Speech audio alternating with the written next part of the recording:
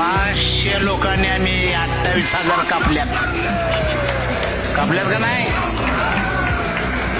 तो इतिहास असा आहे चाकणे साहेब, पेशवा इंग्रजांना हातातच नव्हता, काय करायचं. आणि आमचा गडी गळ्यात गाडग पाठीमाग पेसाठी लाज राखणार कपडा, पण गडीला गबगबीत गडी.